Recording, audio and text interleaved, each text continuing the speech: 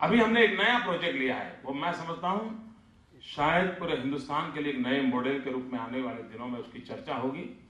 मैंने कभी इस विषय में बाहर कभी कहा नहीं, पहली बार थोड़ी सी झलक आपको दे रहा हूं, क्योंकि टोटल 19 मॉड्यूल्स हैं हमारे, और हमारा वो प्रोजेक्ट है ई ऊर्जा। इस ई ऊर्जा के लिए हमने कोई 19 मॉड्यूल्स डेवलप किए हैं टेक्नोलॉजी के माध्यम से, और उसका क्या परिणाम होने वाला है आप अंदाज कर सकते हैं।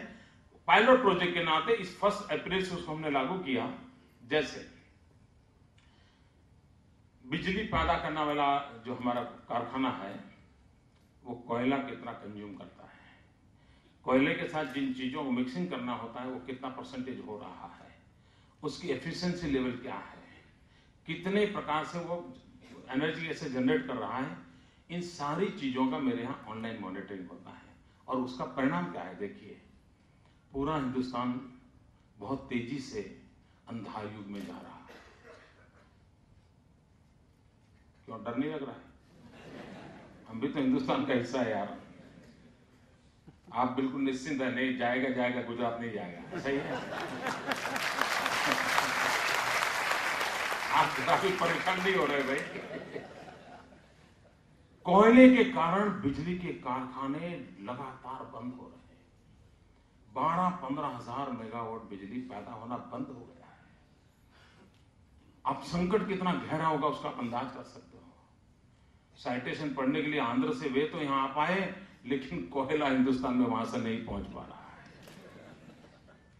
मित्रों, बहुत बड़ा संकट है, और इस संकट के कारण कितनी बड़ी तकलीफ होगी, लेकिन मेरे यहां टेक्नोलॉजी के उपयोग के कारण आज मेरी सरकार को पूरा पता है कि मेरे यहां कितने दिन चलने वाला कोयला है, कब तक मैं बिजली पैदा कर पाऊंगा, पूरी detail just because of online infrastructure मेरे पास है।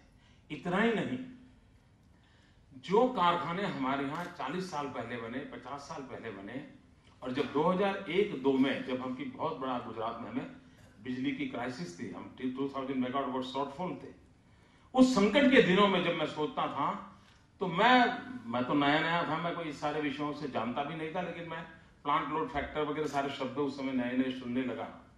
तब मुझे बताया गया था उस समय हमारा प्लांट लोड फैक्टर 60% था। 2001-2 में हमारा प्लांट लोड फैक्टर 60%, यानी 100 मेगावाट का कारखाना लगा हुआ है, उसकी 100 मेगावाट पैदा करने की ताकत है, लेकिन कुछ न कुछ कारणों से वो 60 मेगावाट से ज्यादा कर नहीं पा रहा है। 40 मेगावाट वेस्टेज है, 1 मेगावाट यानी 4 करोड़ रुपया, यानी वो डेढ़ पड़े हैं, ये हालत थी। मित्र, इस टेक्नोलॉजी और मॉनिटरिंग का परिणाम है कि हिंदुस्तान में सर्वाधिक बेस्ट परफॉर्मेंस आज मेरे 40-50 साल पुराने हमारे ऊर्जा के कारखाने 85% लोड फैक्टर पर पहुंचाए हैं। और अभी 13 अक्टूबर को हाईएस्ट था मेरा रिजल्ट, 13 अक्टूबर को हाईएस्ट रिजल्ट था, क्योंकि हर चीज को कंप्यूटर से, टेक्नोलॉजी से मॉनिटर किया जा रहा है। अब उसके कारण कोयला बच रहा है, उसके कारण टाइम सेविंग हो रहा है, उसके कारण एफिशिएंसी लेवल बढ़ रहा है, और उस एनर्जी जनरेट करने वाली टेक्नोलॉजी में कोई बदलाव नहीं लाया, वही है जो 60% पहले देती थी। हमने सिस्टम को ठीक किया, परिणाम मिला है। हमने प्रोक्योरमेंट को इसके साथ जोड़ दिया, हमने बिजली डिस्ट्रीब्यूशन को जोड़ दिया। यहां तक मित्रों हम उसको आइडेंटिफाई कर पाएंगे आने वाले दिनों में कि इस ट्रांसफार्मर के नीचे इतने यूनिट बिजली जाती थी, अचानक क्यों बढ़ गई, पता चलेगा आज वहां चोरी हुई है। तो थोड़ा सा ह्यूमन टच मिलेगा तो परफेक्ट पर्सन पकड़ा जाएगा, इसने चोरी की है। कितना एफिशिएंसी ला सकते हैं, और शायद ऊर्जा में क्षेत्र में इस प्रकार की एफिशिएंसी हम लाएं तो कभी अच्छा करके भी देश को कई बड़े संकट से बचा सकते हैं।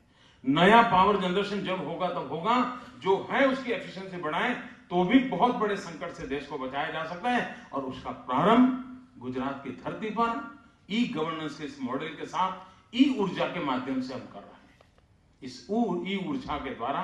और मैं मानता हूं देश के लिए एक बहुत अच्छा मॉडल गुजरात के इन प्रयोगों से निकलने वाला है। हम करीब हाफ मॉडल्स को ऑलरेडी अप्लाई कर चुके हैं, हाफ मॉडल ऐसे हैं कि जिसको अप्लाई करना बाकी है। विद इन 4 और 5 मंथ्स शायद पूरा हम एक फुल प्रूफ व्यवस्था के साथ देश के सामने आएंगे। कितनी बड़ी सेवा हो।